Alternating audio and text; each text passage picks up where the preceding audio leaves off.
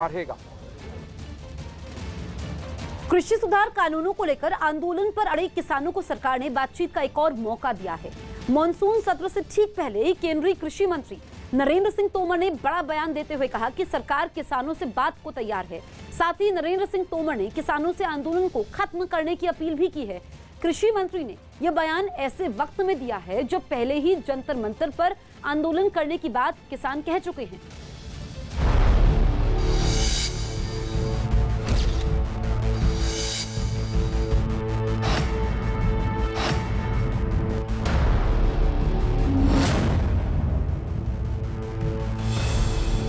कृषि सुधार कानून के मुद्दे पर कई महीनों से किसानों और सरकार के बीच ठनीरार को खत्म करने की एक और शुरुआत सरकार ने कर दी है। मॉनसून सत्र से ठीक पहले केंद्रीय कृषि मंत्री ने एक ट्वीट के जरिए किसानों से न सिर्फ आंदोलन को खत्म करने की अपील की, बल्कि चर्चा के जरिए मसले का हल निकालने की कोशिश भी की। किसान कल्याण के लिए प्रतिबद्ध मोदी सरकार किसान यूनियन के लोगों से आग्रह है कि वे आंदोलन का रास्ता छोड़कर चर्चा का रास्ता अपनाएं। सरकार चर्चा करने के लिए तैयार है।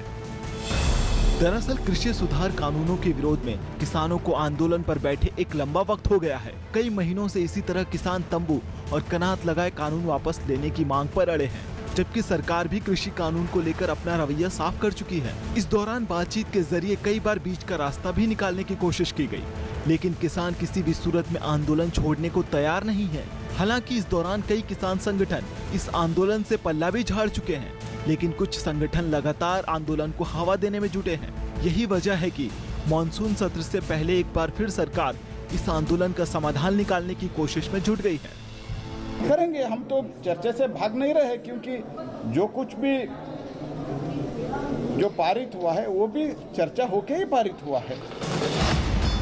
उधर मॉनसून सत्र से ठीक पहले सर्वदलीय बैठक का भी आयोजन किया गया। इस बैठक में 33 पार्टियों के 40 से ज्यादा नेताओं ने हिस्सा लिया। बैठक में कृषि कानून से जुड़े मुद्दे को सामने भी रखा गया। इस मुद्दे पर एनडीए गठबंधन से अलग हुई शिरोमणि अकाली दल की नेता हरसिमरत कौर बादल ने एक बार फिर साफ कहा है कि मॉनसून सत्र के दौरान तीनों कृषि कानूनों की वापसी के मुद्दे को जोर शोर से उठाया जाएगा। और आज सारी पार्टियों ने कहा कि इसका फार्मर एजिटेशन एक बहुत बड़ा मुद्दा है, इसको हल किया जाए। अब ये सरकार पे ऊपर डिपेंड करता है, ये हाउस चलाना चाहते हैं, चलेगा तब जब लोगों के मुद्दे एड्रेस किए जाएंगे। उधर किसान नेता मॉनसून सत्र के दौरान 22 जुलाई को जंतर मंतर पर आने की तैयारी में हैं। इसी सिलसिले में किसान नेताओं ने पुलिस के सामने अपनी बात भी रखी है। खबर है कि काफी हद तक पुलिस ने इस पर अपनी रजामंदी भी जाहिर कर दी है। हालांकि कल किसानों और पुलिस के बीच होने वाली फाइनल बातचीत के बाद ही इस मुद्दे पर आधिकारिक मुहर लगाई जाएगी। कि 22 तारीख को 200 लोग जाएंगे हमारे पार्लियामेंट में, उनकी कैसे व्यवस्था रहेगी, कहां तक वे लोग जाएंगे, चेक करेगी हमारे ये कि पार्लियामेंट पे वहां पर जाके हम अपना बट्टे, और जैसे ही पार्लियामेंट का सेशन शाम को खत्म हो तो उसी टाइम पे वे लोग वहां से वापसी आ जाएंगे। आशंका जताई जा रही है कि विपक्ष के साथ साथ किसान एक बार फिर कृषि सुधार कानूनों को लेकर मॉनसून सत्र में हंगामा खड़ा कर सकते हैं। यही वजह है कि सरकार एक बार फिर इस मामले में नया रास्ता तलाशने की कोशिश में जुट गई है, जबकि किसान भी इस मुद्दे पर अपनी नई रणनीति बनाने में जुटे हुए हैं। बिहार के मधुबनी जिले में पुलिस ने रेप के एक फरार आरोपी के मकान पर कार्रवाई की। ये कार्रवाई कोर्ट के आदेश पर विमल यादव नाम के आरोपी के खिलाफ पुलिस ने की, जिसके मकान को एक खुदाई करने वाली मशीन की मदद से तोड़ दिया गया, जबकि पुलिस का एक जवान हथौड़े की मदद से मकान की दीवारें तोड़ता नजर आया। तो वहीं कुछ पुलिस वाले मकान की छत को तोड़ते दिखे। इस कार्रवाई के समय आरोपी के मकान में कोई मौजूद नहीं था, इसलिए पुलिस की टीम को मकान को जमींदोज करने में ज्यादा वक्त नहीं लगा और उसने देखते ही देखते पूरे मकान को मलबे में तब्दील कर दिया।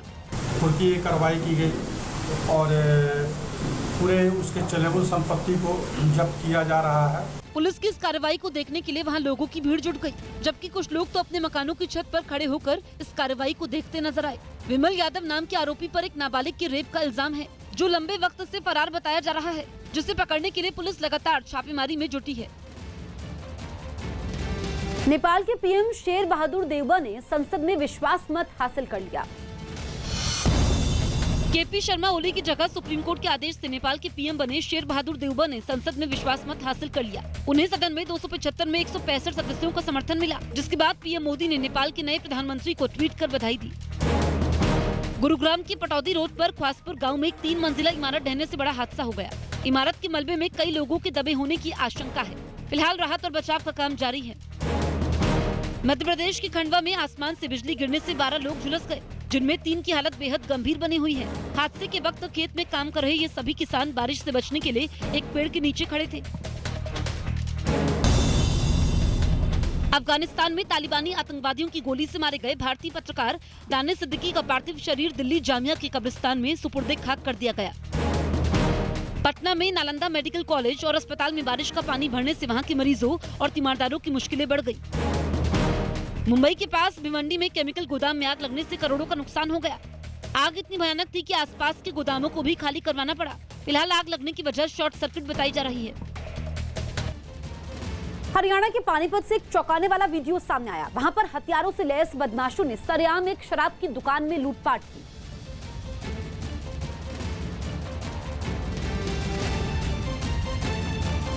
जिसकी तस्वीरें दुकान में लगे सीसीटीवी में रिकॉर्ड हो गई, जिसमें दिखा कि मुंह पर मास्क लगाए 4 बदमाश शराब की दुकान पर पहुंचे और ताबड़तोड़ फायरिंग करने लगे। जिस वक्त ये घटना हुई, दुकान के अंदर 3 लोग मौजूद थे, जबकि 2 ग्राहक काउंटर पर खड़े नजर आए। ये सभी लोग किसी तरह जान बचाकर वहां से भाग निकले। इसके बाद एक बदमाश दुकान में दाखिल हुआ और उसने वहां रखा सारा कैश उठा लिया, जबकि पिस्तौल से लैस बाकी बदमाश दुकान के बाहर लोगों को डराते धमकाते नजर आए। 3 से 4 व्यक्ति लोग हैं, उन्होंने फायर किए हैं। वहाँ से कुछ खाली खोल भी बरामद किया वहाँ से। बताया गया कि दुकान में रखे 1,30,000 रुपए लेकर बदमाश फरार हो गए, जिसकी सूचना मिलते ही मौके पर पहुंची पुलिस ने सीसीटीवी को कब्जे में लेकर इन बदमाशों की तलाश शुरू कर दी। इस वक्त की बड़ी खबर आपको बता दें, यूपी के संभल में सड़क हादसा हुआ है। 2 बसों की टक्कर से भीषण हादसा हुआ है और जो शुरुआती जानकारी मिली है, सड़क हादसे में 7 लोगों की मौत हुई है। दुखद हादसा यूपी के संभल से सामने आया है और सीएम योगी ने भी इस हादसे पर दुख जाहिर किया है। 2 बसों की टक्कर होती है तो रफ्तार काफी ज्यादा रही होगी। ऐसे में आमने सामने की टक्कर होती है 2 बसों की, जिसमें 7 लोगों की जान चली गई है। तस्वीरें आप देखिए क्या हालत हो चुकी है बस की, और ऐसे में रफ्तार काफी ज्यादा। भीषण सड़क हादसा यूपी के संभल में, जिसमें 7 लोगों की मौत हुई है। इस बीच यूपी के मुख्यमंत्री योगी आदित्यनाथ ने भी हादसे पर दुख जाहिर किया है। बड़ी खबर इस वक्त की हम आपको बता रहे हैं उत्तर प्रदेश के संभल से, जहां पर रफ्तार के कहर के कारण 2 बसों की आमने सामने टक्कर होती है और इसमें 7 लोगों को अपनी जान गंवानी पड़ती है। ये लोग कहां जा रहे थे ये अभी साफ नहीं है, लेकिन जो उनके अपने हैं उनमें मातम है। इस बीच कई लोग घायल भी हुए हैं। मुख्यमंत्री ने भी हादसे पर दुख जाहिर किया है। अभी 7 लोगों की मौत हुई है, इनकी पहचान होना बाकी है। तस्वीरें आप देखिए, पुलिस ने वहां पर बैरिकेडिंग लगा दी है। पुलिस मौके पर मौजूद है और जो बस की स्थिति है वो देख करके अंदाजा लगाया जा सकता है कि ये टक्कर कितनी भीषण रही होगी।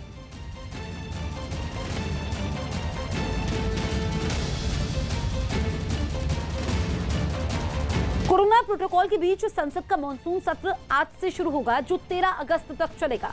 मॉनसून सत्र के हंगामेदार रहने के आसार हैं। विपक्ष कोरोना, किसान आंदोलन, महंगाई, तेल की बढ़ी कीमतों पर सरकार को घेर सकती है, जबकि सरकार की चुनौती करीब 24 बिल को सदन में पारित करवाने की रहेगी। एक दिन पहले सभी दलों की बैठक, पीएम मोदी ने उसमें कहा था कि दोनों सदनों में सार्थक बहस होनी चाहिए। उन्होंने सभी दलों को भरोसा दिया है कि उनके दिए गए सुझाव पर काम करने के लिए सभी प्रयास किए जाएंगे।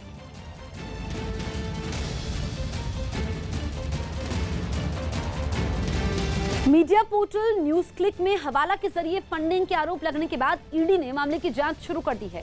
इस मामले में श्रीलंका के एक businessman Neville Roy Singham ED के रडार पर हैं। आरोप है कि सिंघम के चीन की कम्युनिस्ट पार्टी सीपीसी से भी संबंध है। इस बीच बीजेपी ने आरोप लगाया कि मीडिया पोर्टल न्यूज क्लिक को विदेशों से मोटी रकम देकर कुछ लोग देश के खिलाफ प्रोपेगेंडा कर रहे हैं। भारत के खिलाफ रची जा रही साजिश। बड़ी बड़ी ताकतें हिंदुस्तान को कमजोर करने के लिए लगी हुई हैं। यहां कंफ्यूजन, भ्रम और अनरेस्ट अर्थात अराजकता कैसे फैले। मीडिया पोर्टल को चीन से फंडिंग। तीसरा व्यक्ति है जो एक विदेशी ताकत है, और किसी विदेशी देश के फंड को पूरी तरह से हवाला के माध्यम से डाइवर्ट करके किस प्रकार से इसका यूटिलाइजेशन भारतवर्ष में किया जा सके। भारत में अंतर्राष्ट्रीय टूलकिट का जाल। प्रधानमंत्री नरेंद्र मोदी हिंदुस्तान के प्रधानमंत्री बने, कहीं ना कहीं हिंदुस्तान में तो ऐसा नेता हैं ही जिनके आंखों में वो खटक रहे हैं। विदेशी ताकतें भी ऐसी हैं जिनके आंखों में वो खटक रहे हैं। ईडी के रडार पर पोर्टल को मिली रकम।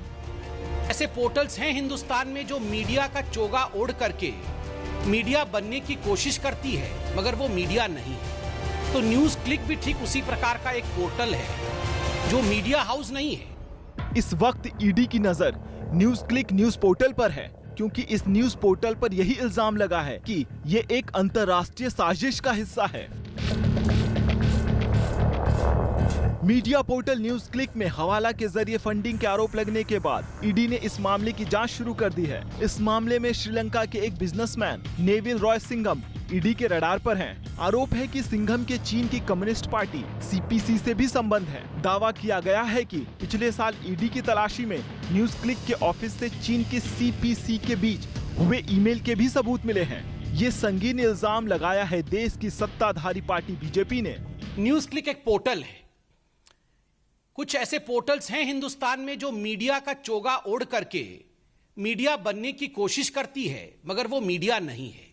तो न्यूज क्लिक भी ठीक उसी प्रकार का एक पोर्टल है जो मीडिया हाउस नहीं है, मगर कहीं ना कहीं अपने आप को मीडिया के रूप में दिखाने का प्रयत्न करती है, भरसक प्रयास करती है। आरोप ये भी है कि प्रवर्तन निदेशालय यानी ईडी को न्यूज पोर्टल न्यूज क्लिक के खिलाफ मनी लॉन्ड्रिंग के मामले की जांच में कुछ अहम सबूत मिले हैं। सूत्रों के मुताबिक इस न्यूज पोर्टल और इसके प्रमोटरों ने श्रीलंका क्यूबा मूल के कारोबारी नेविले रॉय सिंघम से एक करार किया था, जिसको लेकर शक जाहिर किया जा रहा है। इस वक्त प्रवर्तन निदेशालय यानी ईडी की नजर न्यूज क्लिक चलाने वाली company PPK news click studio private limited पर है, जिसको विदेशों से मिले फंड पर सवाल खड़े हो रहे हैं। ईडी ने न्यूज क्लिक को 38 करोड़ रुपए की एक बड़ी फंडिंग की जांच शुरू कर दी है। चौंकाने वाला पहलू ये है कि इस फंडिंग के लिए जिस कारोबारी का नाम सामने आया है उसका संबंध चीन से बताया जा रहा है। वे नाम है श्रीलंका क्यूबा मूल के एक कारोबारी नेविले रॉय सिंघम का, जिनके साथ न्यूज पोर्टल के प्रमोटर ने एक करार किया था। और यही करार इस वक्त शक के घेरे में है, क्योंकि फंडिंग के तार चीन से जुड़े होने पर शक जताया गया है। श्रीलंकाई क्यूबा मूल की कारोबारी पर चीन की कम्युनिस्ट पार्टी की प्रोपेगेंडा शाखा से जुड़ा होने का आरोप है। और इल्जाम ये भी है कि चीन के इशारे पर एक अंतर्राष्ट्रीय साजिश के तहत देश में भ्रम फैलाने का काम इन लोगों ने अपने जिम्मे उठा रखा है, और वो भी बड़े ही सोची समझी साजिश के तहत। कुछ विदेशी ताकतें, उसके साथ साथ भारतवर्ष के मेन स्ट्रीम राजनेता भी कुछ ऐसे हैं जिनका एक बिल्कुल सरगना बना हुआ है, एक ग्रुप बना हुआ है, और बहुत ही प्लान्ड तरीके से, बहुत ही सामंजस्य के साथ ये काम करते हैं। और इनका मकसद होता है भारतवर्ष में अनरेस्ट फैलाना, भारतवर्ष में अराजकता फैलाना। ईडी की तफ्तीश के हवाले से एक बड़ा और सनसनीखेज दावा भी किया गया है। जांच में पता चला कि न्यूज क्लिक को विदेशी स्रोतों से मिली रकम का एक बड़ा हिस्सा गौतम नवलखा जैसे कार्यकर्ताओं के पास गया। बीजेपी ने न्यूज क्लिक पर आरोप लगाया है कि न्यूज पोर्टल को एक अंतर्राष्ट्रीय साजिश के तहत भारत की वैक्सीन नीति को बदनाम करने के लिए फंडिंग की जा रही थी। आरोप ये भी लगाया गया है कि देश में अराजकता के साथ साथ बड़े ही शातिर तरीके से भ्रम फैलाने का षड्यंत्र रचा गया है। ऐसा माना जा रहा है कि देश में देश के ही खिलाफ प्रोपेगेंडा फैलाया जा रहा है। ऐसे पोर्टल और संस्थाओं को पैसा 2 विदेशी कंपनियों से निवेश किया गया दिखाया गया है। ये भी दावा किया गया एल्गार परिषद मामले के आरोपी गौतम नवलखा को बकायदा फंडिंग से 21 लाख रुपए मिले हैं। ईडी के सूत्रों का कहना है कि एजेंसी ने एल्गार परिषद मामले के आरोपी गौतम नवलखा से न्यूज क्लिक के संस्थापक और प्रधान संपादक प्रबीर पुरकायस्थ के साथ उनके संबंध के बारे में पूछताछ की थी। 21 लाख रुपए गौतम नवलखा को मिले। दूसरा, इसमें से लगभग 52 लाख रुपए बप्पादित्य सिन्हा। बप्पादित्य सिन्हा कौन है? बप्पादित्य सिन्हा है, ये एक बहुत प्रमुख व्यक्ति हैं, शेयर होल्डर भी हैं न्यूज क्लिक के, पीपीके के।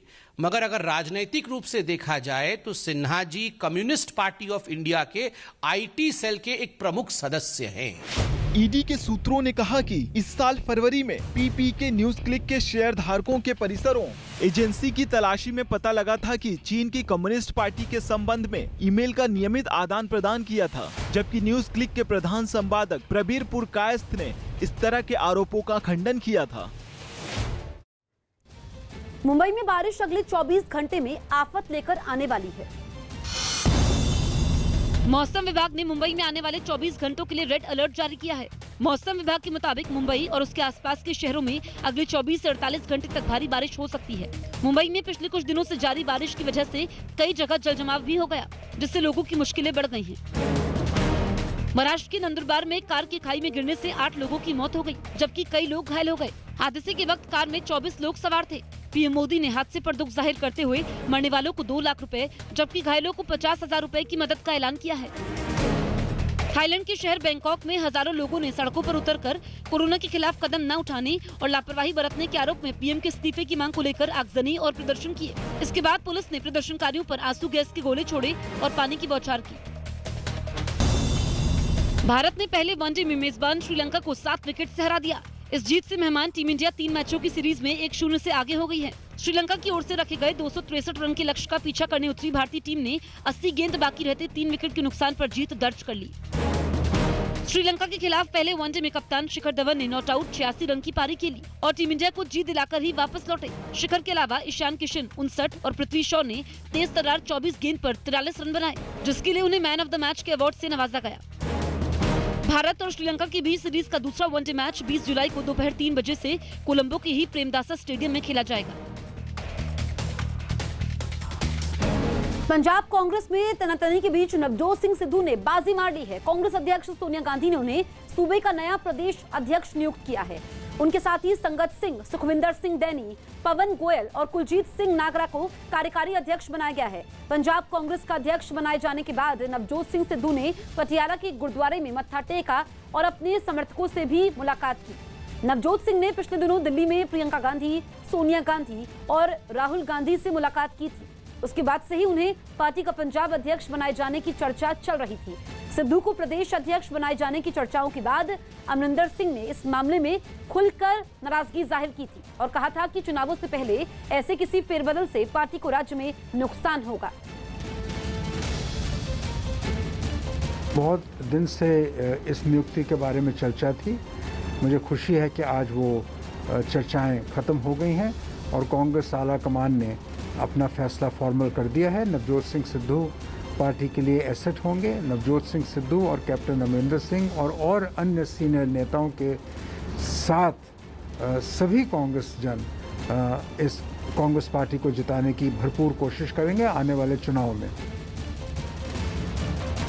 नवजोत सिंह सिद्धू को पंजाब कांग्रेस का अध्यक्ष बनाए जाने के बाद उनके समर्थकों में जश्न है। पटियाला और अमृतसर में सिद्धू समर्थकों ने आतिशबाजी की, एक दूसरे को मिठाई खिलाकर जश्न मनाया। हालांकि इस बीच उन्होंने कोरोना नियमों का पालन नहीं किया और वो मास्क और सोशल डिस्टेंसिंग का पालन करते नजर नहीं आए।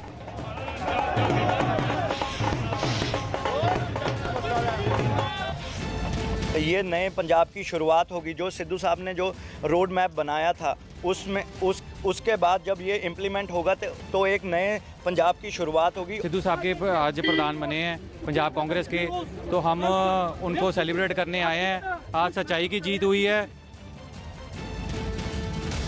सभी का यही सपना था कि वो पंजाब के प्रधान बने। उनसे बहुत सारी लोगों की भी इच्छाएं थी। बहुत खुशी का मौका जी कि जितना नवी सोच ते नवी लहर का ये मौका, बहुत खुशी का मौका। और ढोल धमाके नाल सारे वर्कर नच रहे ने, गा रहे ने, लड्डू वंडे जा रहे हैं। कृषि सुधार कानूनों को लेकर आंदोलन पर अड़े किसानों को सरकार ने बातचीत का एक और मौका दिया है। मॉनसून सत्र से ठीक पहले केंद्रीय कृषि मंत्री नरेंद्र सिंह तोमर ने बड़ा बयान देते हुए कहा कि सरकार किसानों से बात को तैयार है। साथ ही नरेंद्र सिंह तोमर ने किसानों से आंदोलन को खत्म करने की अपील भी की है। कृषि मंत्री ने यह बयान ऐसे वक्त में दिया है जब पहले ही जंतर मंतर पर आंदोलन करने की बात वो कह चुके हैं।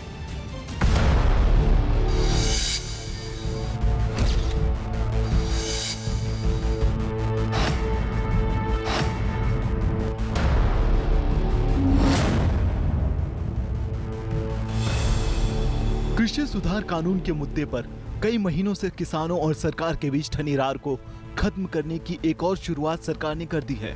मॉनसून सत्र से ठीक पहले केंद्रीय कृषि मंत्री ने एक ट्वीट के जरिए किसानों से न सिर्फ आंदोलन को खत्म करने की अपील की, बल्कि चर्चा के जरिए मसले का हल निकालने की कोशिश भी की। किसान कल्याण के लिए प्रतिबद्ध मोदी सरकार किसान यूनियन के लोगों से आग्रह है कि वे आंदोलन का रास्ता छोड़कर चर्चा का रास्ता अपनाएं। सरकार चर्चा करने के लिए तैयार है। दरअसल कृषि सुधार कानूनों के विरोध में किसानों को आंदोलन पर बैठे एक लंबा वक्त हो गया है। कई महीनों से इसी तरह किसान तंबू और कनात लगाए कानून वापस लेने की मांग पर अड़े हैं, जबकि सरकार भी कृषि कानून को लेकर अपना रवैया साफ कर चुकी है। इस दौरान बातचीत के जरिए कई बार बीच का रास्ता भी निकालने की कोशिश की गई, लेकिन किसान किसी भी सूरत में आंदोलन छोड़ने को तैयार नहीं है। हालांकि इस दौरान कई किसान संगठन इस आंदोलन से पल्ला भी झाड़ चुके हैं, लेकिन कुछ संगठन लगातार आंदोलन को हवा देने में जुटे हैं। यही वजह है कि मॉनसून सत्र से पहले एक बार फिर सरकार इस आंदोलन का समाधान निकालने की कोशिश में जुट गई है। करेंगे, हम तो चर्चा से भाग नहीं रहे, क्योंकि जो कुछ भी जो पारित हुआ है वो भी चर्चा होके ही पारित हुआ है। उधर मॉनसून सत्र से ठीक पहले सर्वदलीय बैठक का भी आयोजन किया गया। इस बैठक में 33 पार्टियों के 40 से ज्यादा नेताओं ने हिस्सा लिया। बैठक में कृषि कानून से जुड़े मुद्दे को सामने भी रखा गया। इस मुद्दे पर एनडीए गठबंधन से अलग हुई शिरोमणि अकाली दल की नेता हरसिमरत कौर बादल ने एक बार फिर साफ कहा है कि मॉनसून सत्र के दौरान तीनों कृषि कानूनों की वापसी के मुद्दे को जोर शोर से उठाया जाएगा। और आज सारी पार्टियों ने कहा कि इसका फार्मर एजिटेशन एक बहुत बड़ा मुद्दा है, इसको हल किया जाए। अब ये सरकार पे ऊपर डिपेंड करता है, ये हाउस चलाना चाहते हैं, चलेगा तब जब लोगों के मुद्दे एड्रेस किए जाएंगे। उधर किसान नेता मॉनसून सत्र के दौरान 22 जुलाई को जंतर मंतर पर आने की तैयारी में हैं। इसी सिलसिले में किसान नेताओं ने पुलिस के सामने अपनी बात भी रखी है। खबर है कि काफी हद तक पुलिस ने इस पर अपनी रजामंदी भी जाहिर कर दी है। हालांकि कल किसानों और पुलिस के बीच होने वाली फाइनल बातचीत के बाद ही इस मुद्दे पर आधिकारिक मुहर लगाई जाएगी। कि 22 तारीख को 200 लोग जाएंगे हमारे पार्लियामेंट में, उनकी कैसे व्यवस्था रहेगी, कहाँ तक वे लोग जाएंगे, चेक करेगी। हमारे यहीं के पार्लियामेंट पे वहाँ पर जाके हम अपना बैठे और जैसे ही पार्लियामेंट का सेशन शाम को खत्म हो तो उसी टाइम पे वे लोग वहाँ से वापसी आ जाएंगे। आशंका जताई जा रही है कि विपक्ष के साथ साथ किसान एक बार फिर कृषि सुधार कानूनों को लेकर मॉनसून सत्र में हंगामा खड़ा कर सकते हैं। यही वजह है कि सरकार एक बार फिर इस मामले में नया रास्ता तलाशने की कोशिश में जुट गई है, जबकि किसान भी इस मुद्दे पर अपनी नई रणनीति बनाने में जुटे हुए हैं। बिहार के मधुबनी जिले में पुलिस ने रेप के एक फरार आरोपी के मकान पर कार्रवाई की। ये कार्रवाई कोर्ट के आदेश पर विमल यादव नाम की आरोपी के खिलाफ पुलिस ने की, जिसके मकान को एक खुदाई करने वाली मशीन की मदद से तोड़ दिया गया, जबकि पुलिस का एक जवान हथौड़े की मदद से मकान की दीवारें तोड़ता नजर आया। तो वहीं कुछ पुलिस वाले मकान की छत को तोड़ते दिखे। इस कार्रवाई के समय आरोपी के मकान में कोई मौजूद नहीं था, इसलिए पुलिस की टीम को मकान को जमींदोज करने में ज्यादा वक्त नहीं लगा और उसने देखते ही देखते पूरे मकान को मलबे में तब्दील कर दिया। खुद कार्रवाई की गई और पूरे उसके चलेबल संपत्ति को जब्त किया जा रहा है। पुलिस की इस कार्रवाई को देखने के लिए वहां लोगों की भीड़ जुट गई, जबकि कुछ लोग तो अपने मकानों की छत पर खड़े होकर इस कार्रवाई को देखते नजर आए। विमल यादव नाम के आरोपी पर एक नाबालिग के रेप का इल्जाम है, जो लंबे वक्त से फरार बताया जा रहा है, जिसे पकड़ने के लिए पुलिस लगातार छापेमारी में जुटी है। महाराष्ट्र में एक बार फिर से कोरोना केस बढ़ने लगे हैं। महाराष्ट्र में लाख रोकथाम और उपायों के बाद भी कोरोना केस कम नहीं हो रहे। महाराष्ट्र में पिछले 24 घंटे में 9000 से ज्यादा कोरोना केस सामने आए। बिहार के मधुबनी में पुलिस ने नाबालिग के रेप के आरोपी के घर की कुर्की की। इस बीच पुलिस ने कड़ी कार्रवाई करते हुए फरार चल रहे आरोपी के घर को खुदाई करने वाली मशीन से जमींदोज कर दिया। यूपी के बलरामपुर में एक मकान से एक 12 फीट अजगर निकलने से हड़कंप मच गया। हालांकि सूचना पर पहुंचे वन विभाग के लोगों ने अजगर को कड़ी मशक्कत के बाद अपने कब्जे में ले लिया और जंगल में ले जाकर छोड़ दिया। टोक्यो ओलंपिक्स के खेलगांव में 2 खिलाड़ियों के कोरोना पॉजिटिव होने का मामला सामने आया है, जबकि एक मरीज खेलगांव के बाहर पॉजिटिव मिला है, जिसके बाद टोक्यो ओलंपिक्स पर कोरोना का साया मंडराने लगा है। एक दिन पहले भी खेलगांव में खिलाड़ी कोरोना पॉजिटिव पाया गया था। फिलहाल सभी खिलाड़ियों को 14 दिन के लिए क्वारंटीन कर दिया गया है। असदुद्दीन ओवैसी की पार्टी AIMIM का वेरीफाइड ट्विटर हैंडल हैक हो गया। हैकर्स ने इस अकाउंट का नाम बदलकर एलन मस्क कर दिया और तस्वीर भी एलन मस्क की ही लगा दी है। 9 दिन पहले भी हैकर ने AIMIM का ट्विटर हैंडल हैक कर लिया था, जिसे बाद में ठीक कर दिया गया। बिहार के रोहतास जिले में पिकनिक मनाने मांझर कुंड पहुंचे 2 लड़के बरसात के पानी से झरने का अचानक जलस्तर बढ़ने पर एक पहाड़ी पर फंस गए, जिसके बाद उन्हें बचाने के लिए रेस्क्यू ऑपरेशन चलाया गया।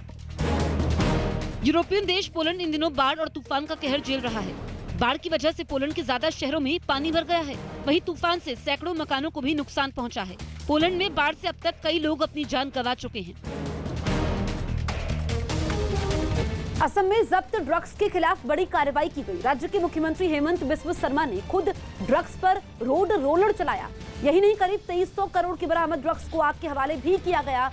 असम की नई हेमंत बिस्वा शर्मा सरकार ने 10 मई को सत्ता संभालने के बाद से राज्य के अलग अलग हिस्सों से ड्रग्स तस्करी के 874 मामले दर्ज किए हैं।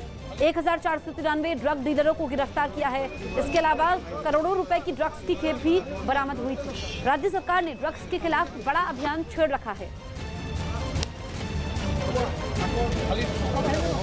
ये जो ड्रग्स हम लोग पकड़ा हूँ, काफी सोर्स मणिपुर से आया है, काफी सोर्स नागालैंड से आया है। हमारा बॉर्डर ऐसा है कि कोई रास्ता से नहीं आता है, पूरा पहाड़ इसको कनेक्टेड है। मणिपुर सरकार जितना भी चेष्टा करे कुछ ना कुछ असम में घुसेगा ही। तो इसीलिए माननीय गृह मंत्री अमित शाह जी का इंस्ट्रक्शन का बेसिस पर सारा नॉर्थ ईस्टर्न स्टेट कोऑर्डिनेशन का ऊपर काम कर रहा है। 26 जुलाई को माननीय गृह मंत्री शिलोंग में दोबारा आ रहा है। उस सभा का बाद हमारा कोऑपरेशन और बढ़ेगा। पश्चिम बंगाल के दुर्गापुर से हैरान करने वाली तस्वीर सामने आई। वहां विधाननगर इलाके की कुछ महिलाओं ने एक मकान में घुसकर खूब तोड़फोड़ की। बताया गया कि इन महिलाओं के नाम पर जाली दस्तावेजों के जरिए लोन लिया गया, जिसकी जानकारी जब इन लोगों को लगी तो उनका गुस्सा फूट पड़ा और उन्होंने इस फर्जीवाड़े की आरोपी महिला के घर पर ही धावा बोल दिया। वो महिला घर पर नहीं मिली तो इन लोगों ने उसके पति से ही मारपीट की कोशिश की। इससे भी जब हंगामा कर रही महिलाओं का मन नहीं भरा तो उन्होंने वहां खड़ी एक मोटरसाइकिल में तोड़फोड़ शुरू कर दी। आरोपी महिला के पति ने तोड़फोड़ को रोकने की कोशिश की, मगर गुस्साई महिलाओं के आगे उसकी एक नहीं चली। वहां से सामने आई तस्वीरों में एक महिला ईंटों को मकान के अंदर फेंकती दिखी, जबकि कुछ महिलाएं आरोपी के पति को खींचकर बाहर ले आईं। इस बीच वो इन लोगों से खुद को छोड़ने की गुहार लगाता रहा, मगर आग बबूला महिलाओं ने कोई रहम नहीं दिखाई। লোন তুলেছে কিন্তু টাকাটা আমি নিইনি, টাকাটা ও নিয়েছে। এরকম করে লোন টোন চালাচ্ছিল, সব ঠিক আছে, বাট আজ 4 মাস হলো পালিয়ে গেছে। इस पूरे हंगामे को देखकर आसपास कई लोग इकट्ठा हो गए, लेकिन किसी ने भी हंगामे को शांत करवाने की कोशिश नहीं की। झारखंड के लातेहार में पानी को हल्के में लेना कुछ लोगों के लिए महंगा पड़ गया। वहां कुछ लोगों की जान उस वक्त आफत में आ गई जब वो एक ट्रैक्टर ट्रॉली पर चढ़कर नदी पार करने लगे। शुरुआत में तो नदी में पानी कम था, जैसे ही ट्रैक्टर नदी में उतारा वैसे ही पानी का बहाव अचानक से तेज हो गया। धीरे धीरे पानी ट्रैक्टर के ऊपर चढ़ने लगा। देखते ही देखते पूरा ट्रैक्टर पानी में डूब गया। हालात ये हो गए कि उस बहाव में ट्रैक्टर भी बहने लगा और थोड़ी ही देर में ट्रैक्टर के साथ साथ ट्रॉली भी पलट गई और उसमें रखी बाइक भी पानी में बह गई। इस बीच ट्रैक्टर चालक और 2 अन्य मजदूर उफनती नदी से तैरकर बाहर आने में सफल रहे।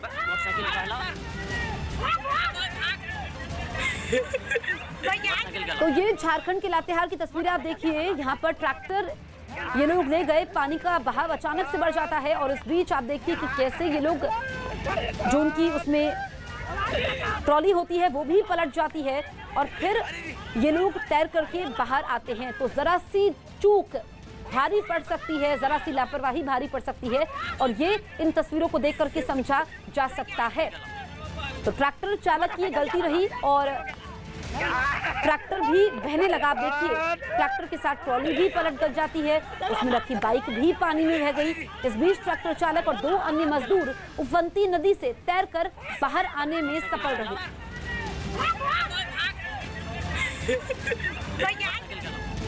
बिहार के रोहतास में पिकनिक मनाने मांझर कुंड पहुंचे 2 लड़के बारिश के बाद पहाड़ी झरने का जलस्तर अचानक बढ़ जाने से फंसे। दोनों लड़कों को बचाने के लिए बचाव कर्मियों को काफी मशक्कत करनी पड़ी। दरअसल रोहतास जिले के कैमूर पहाड़ी पर स्थित झरने में हर साल कई लोग जल स्तर बढ़ने से फंस जाते हैं, जिन्हें बचाने के लिए प्रशासन को काफी मुश्किलों का सामना भी करना पड़ता है।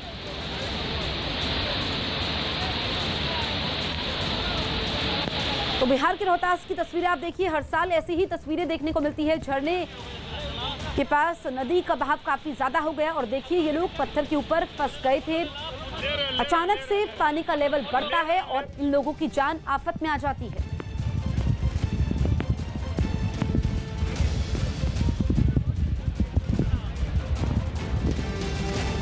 नेपाल के पीएम शेर बहादुर देउबा ने संसद में विश्वास मत हासिल कर लिया। केपी शर्मा ओली की जगह सुप्रीम कोर्ट के आदेश से नेपाल के पीएम बने शेर बहादुर देउबा ने संसद में विश्वास मत हासिल कर लिया। उन्हें सदन में 275 में 165 सदस्यों का समर्थन मिला, जिसके बाद पीएम मोदी ने नेपाल के नए प्रधानमंत्री को ट्वीट कर बधाई दी। गुरुग्राम के पटौदी रोड पर ख्वासपुर गाँव में एक 3 मंजिला इमारत ढहने से बड़ा हादसा हो गया। इमारत के मलबे में कई लोगों के दबे होने की आशंका है। फिलहाल राहत और बचाव का काम जारी है। मध्य प्रदेश के खंडवा में आसमान से बिजली गिरने से 12 लोग झुलस गए, जिनमें 3 की हालत बेहद गंभीर बनी हुई है। हादसे के वक्त खेत में काम कर रहे ये सभी किसान बारिश से बचने के लिए एक पेड़ के नीचे खड़े थे। अफगानिस्तान में तालिबानी आतंकवादियों की गोली से मारे गए भारतीय पत्रकार दानिश सिद्दीकी का पार्थिव शरीर दिल्ली जामिया के कब्रिस्तान में सुपुर्दे खाक कर दिया गया। पटना में नालंदा मेडिकल कॉलेज और अस्पताल में बारिश का पानी भरने से वहां के मरीजों और तीमारदारों की मुश्किलें बढ़ गई। मुंबई के पास भिवंडी में केमिकल गोदाम में आग लगने से करोड़ों का नुकसान हो गया। आग इतनी भयानक थी कि आसपास के गोदामों को भी खाली करवाना पड़ा। फिलहाल आग लगने की वजह शॉर्ट सर्किट बताई जा रही है।